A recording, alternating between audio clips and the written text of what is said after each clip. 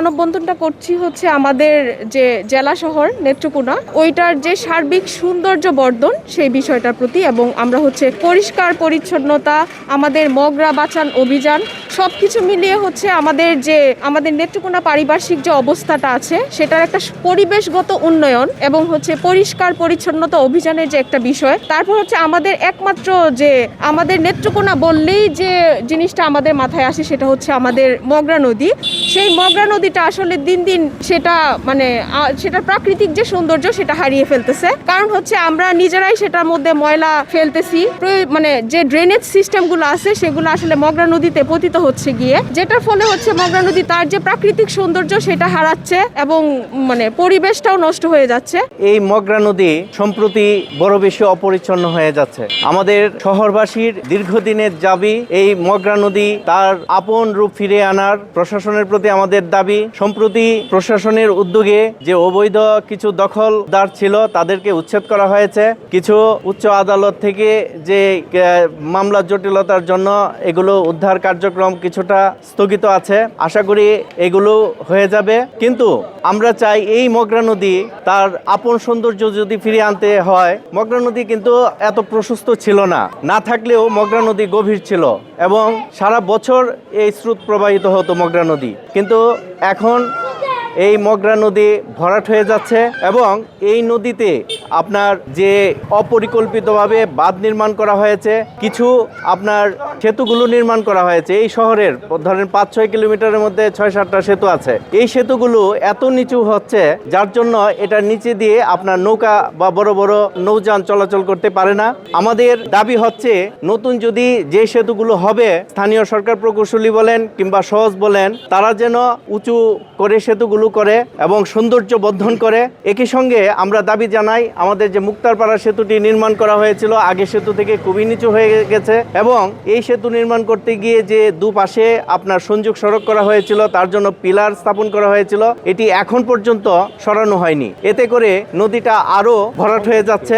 এই সংশ্লিষ্ট কর্তৃপক্ষ যারা রয়েছে তাদের কাছে আমি অনতিবিলম্বে এই ওয়াকওয়ে সহ মগরা নদীর সহ যেখানে সৌন্দর্য বর্ধন করলে জনগণের এবং পৌর নাগরিকের সুস্বাস্থ্য রক্ষা হয় সেভাবে যেন আমরা আমাদের এই দাবিগুলা সঠিক উত্থাপিত হয়। শহরকে নিয়ে ভাবেন, শহরকে নিয়ে উন্নয়নের চিন্তা করেন, তারা ঢেলে সাজাবেন শহরকে এবং এই নেত্রকোনা শহরকে দৃষ্টিনন্দন করে একটি উন্নত শহরে পরিণত করবেন। নেত্রকোনা পৌরসভার মেয়র একটা উদ্যোগ নিয়েছিলেন 36 কোটি টাকা ব্যয়ে ওয়াকওয়ে করবেন এবং সৌন্দর্য বৃদ্ধি করবেন, কিন্তু সেটা আর কোনোদিন আলোর মুখ দেখেনি। বিগত জেলা প্রশাসক আব্দুল মোহন সাহেব মহোদয় আমাদেরকে ডেকে নিয়ে নেত্রকোনা শহরকে বর্ধন করার জন্য কিছু অগ্রগতি দিয়েছেন এবং বেশ কিছু টাকাও এতে ব্যয় করা হয়েছে, কিন্তু সেটাও আলোর মুখ দেখেনি। তাহলে আমরা আছি কোথায়? আমরা শুনছি শুধু সৌন্দর্য হবে। জেলা প্রশাসক আসেন যায় কিন্তু কোনো কাজ হয় না। তা আমি এটা নিন্দা জানাই। যদি উদ্যোগ নেওয়া হয় তাহলে কাজ শেষ হবে না কেন? আমরা বারবার মানববন্ধন করছি, এই নিয়ে অনেকের মধ্যে ভুল বোঝাবুঝি হয়। আমরা আশা করি বর্তমান সরকার এখানে জেলা প্রশাসক আছেন, উনি নিজে উদ্যোগ নেবেন, নিজেই বলেছিলেন যে উনি ওয়াকওয়ে তৈরি করবেন।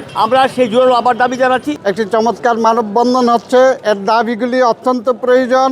আমরা এই নাগরিক সুবিধা পেতে হলে একটি নাগরিক বান্ধব পরিবেশ পৌরসভায় গঠন করতে হবে। তো আমাদের মগরা নদীর দুই পাশে সুন্দর ওয়াকওয়ে করা যায়, ফুলের গাছ লাগানো যায়, পয় নিষ্কাশন ব্যবস্থার অনেক কাজ আমাদের করতে হবে। এই যে জনস্বাস্থ্য সংরক্ষণ, এই জন্য সুন্দর পরিবেশের কোনো বিকল্প নেই। নেত্রকোনায় তিনটি যে শক্তিশালী প্রতিষ্ঠান, জেলা প্রশাসন, পৌরসভা এবং জেলা পরিষদ, তারা যদি একত্রিতভাবে একটি সুন্দর পরিকল্পনা গ্রহণ করে তাহলে এই নেত্রকোনা শহরকে সৌন্দর্য বৃদ্ধিতে সকলের দৃষ্টি আকর্ষণ করা, জনস্বাস্থ্যের উপকারী করে গড়ে তোলা। প্রকৃতি বাঁচাও আন্দোলন আয়োজিত আজকের এই মানববন্ধন, আসলে যদি বলতে যাই সুজলা সুফলা শস্য শ্যামলা আমাদের এই দেশ। আসলে আমরা কি এখন সে অবস্থায় আমরা আছি কি? সারা পৃথিবী প্রাকৃতিক পরিবেশের তারা পরিকল্পনা গ্রহণ করে তারা প্রাকৃতিক পরিবেশ উন্নয়নের জন্য তারা সব সময় কাজ করে যাচ্ছে, কিন্তু